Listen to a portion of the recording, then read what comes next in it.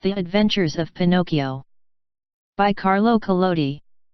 Chapter 4. The story of Pinocchio and the talking cricket, in which one sees that bad children do not like to be corrected by those who know more than they do. Very little time did it take to get poor old Geppetto to prison. In the meantime that rascal, Pinocchio, free now from the clutches of the carabiner, was running wildly across fields and meadows, taking one short cut after another toward home. In his wild flight, he leaped over brambles and bushes, and across brooks and ponds, as if he were a goat or a hare chased by hounds. On reaching home, he found the house door half open. He slipped into the room, locked the door, and threw himself on the floor, happy at his escape. But his happiness lasted only a short time, for just then he heard someone saying, "Cree cree cree." "Who is calling me?" asked Pinocchio, greatly frightened. "I am." Pinocchio turned and saw a large cricket crawling slowly up the wall. "Tell me, cricket, who are you?" "I am the talking cricket and I have been living in this room for more than 100 years. Today, however, this room is mine," said the marionette, "and if you wish to do me a favor, get out now, and don't turn around even once." "I refuse to leave this spot," answered the cricket, "until I have told you a great truth." "Tell it, then, and hurry." Woe to boys who refuse to obey their parents and run away from home. They will never be happy in this world, and when they are older they will be very sorry for it. Sing on, cricket mine, as you please. What I know is, that tomorrow, at dawn, I leave this place forever. If I stay here the same thing will happen to me which happens to all other boys and girls. They are sent to school, and whether they want to or not, they must study. As for me, let me tell you, I hate to study. It's much more fun, I think, to chase after butterflies, climb trees, and steal birds' nests. Poor little silly! Don't you know that if you go on like that, you will grow into a perfect donkey and that you'll be the laughingstock of everyone?" "Keep still, you ugly cricket!" cried Pinocchio. But the cricket, who was a wise old philosopher, instead of being offended at Pinocchio's impudence, continued in the same tone. "If you do not like going to school, why don't you at least learn a trade, so that you can earn an honest living?" "Shall I tell you something?" asked Pinocchio, who was beginning to lose patience. "Of all the trades in the world, there is only one that really suits me." "And what can that be?" "That of eating, drinking, sleeping, playing, and wandering around from morning till night." "Let me tell you, for your own good, Pinocchio," said the talking cricket in his calm voice, "that those who follow that trade always end up in the hospital or in prison. Careful, ugly cricket! If you make me angry, you'll be sorry." "Poor Pinocchio, I am sorry for you." "Why?" "Because you are a marionette and, what is much worse, you have a wooden head." At these last words, Pinocchio jumped up in a fury, took a hammer from the bench, and threw it with all his strength at the talking cricket. Perhaps he did not think he would strike it. But, sad to relate, my dear children, he did hit the cricket, straight on its head. With a last weak cree cree cree the poor cricket fell from the wall, dead. Chapter 5. Pinocchio is hungry and looks for an egg to cook himself an omelette, but, to his surprise, the omelette flies out of the window. If the cricket's death scared Pinocchio at all, it was only for a very few moments. For, as night came on, a queer, empty feeling at the pit of his stomach reminded the marionette that he had eaten nothing as yet.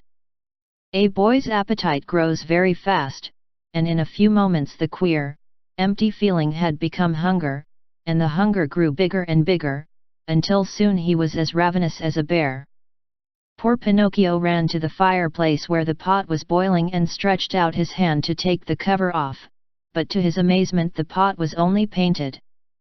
Think how he felt. His long nose became at least 2 inches longer.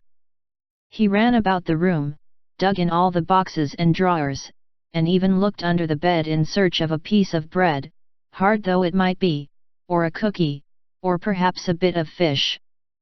A bone left by a dog would have tasted good to him. But he found nothing. And meanwhile his hunger grew and grew.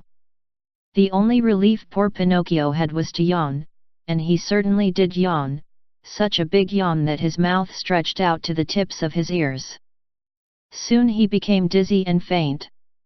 He wept and wailed to himself, "The talking cricket was right.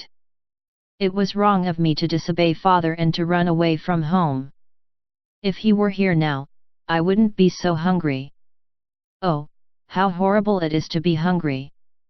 Suddenly, he saw, among the sweepings in a corner, something round and white that looked very much like a hen's egg. In a jiffy he pounced upon it. It was an egg. The marionette's joy knew no bounds. It is impossible to describe it, you must picture it to yourself. Certain that he was dreaming, he turned the egg over and over in his hands, fondled it, kissed it, and talked to it. "And now, how shall I cook you? Shall I make an omelette? No, it is better to fry you in a pan. Or shall I drink you? No, the best way is to fry you in the pan. You will taste better." No sooner said than done. He placed a little pan over a foot warmer full of hot coals. In the pan, instead of oil or butter, he poured a little water. As soon as the water started to boil tack, he broke the eggshell. But in place of the white and the yolk of the egg, a little yellow chick, fluffy and gay and smiling, escaped from it. Bowing politely to Pinocchio, he said to him, "Many, many thanks, indeed, Mr. Pinocchio, for having saved me the trouble of breaking my shell. Goodbye and good luck to you, and remember me to the family." With these words he spread out his wings and, darting to the open window, he flew away into space till he was out of sight. The poor marionette stood as if turned to stone, with wide eyes, open mouth, and the empty halves of the egg shell in his hands. When he came to himself, he began to cry and shriek at the top of his lungs, stamping his feet on the ground and wailing all the while. The talking cricket was right. If I had not run away from home, and if father were here now, I should not be dying of hunger. Oh, how horrible it is to be hungry. And as his stomach kept grumbling more than ever and he had nothing to quiet it with, he thought of going out for a walk to the nearby village, in the hope of finding some charitable person who might give him a bit of bread. Chapter 6. Pinocchio falls asleep with his feet on a foot warmer, and awakens the next day with his feet all burned off. Pinocchio hated the dark street, but he was so hungry that, in spite of it, he ran out of the house. The night was pitch black. It thundered, and bright flashes of lightning now and again shot across the sky, turning it into a sea of fire. An angry wind blew cold and raised dense clouds of dust, while the trees shook and moaned in a weird way. Pinocchio was greatly afraid of thunder and lightning, but the hunger he felt was far greater than his fear. In a dozen leaps and bounds, he came to the village, tired out, puffing like a whale, and with tongue hanging. The whole village was dark and deserted. The stores were closed, the doors, the windows. In the streets, not even a dog could be seen. It seemed the village of the dead. Pinocchio, in desperation, ran up to a doorway, threw himself upon the bell, and pulled it wildly, saying to himself, "Someone will surely answer that." He was right. An old man in a nightcap opened the window and looked out. He called down angrily, "What do you want at this hour of night? Will you be good enough to give me a bit of bread? I am hungry." "Wait a minute and I'll come right back," answered the old fellow, thinking he had to deal with one of those boys who love to roam around at night ringing people's bells while they are peacefully asleep. After a minute or two, the same voice cried, "Get under the window and hold out your hat." Pinocchio had no hat, but he managed to get under the window just in time to feel a shower of ice-cold water pour down on his poor wooden head, his shoulders, and over his whole body. He returned home as wet as a rag, and tired out from weariness and hunger. As he no longer had any strength left with which to stand, he sat down on a little stool and put his 2 feet on the stove to dry them. There he fell asleep, and while he slept, his wooden feet began to burn. Slowly, very slowly, they blackened and turned to ashes. Pinocchio snored away happily as if his feet were not his own. At dawn he opened his eyes just as a loud knocking sounded at the door. "Who is it?" he called, yawning and rubbing his eyes.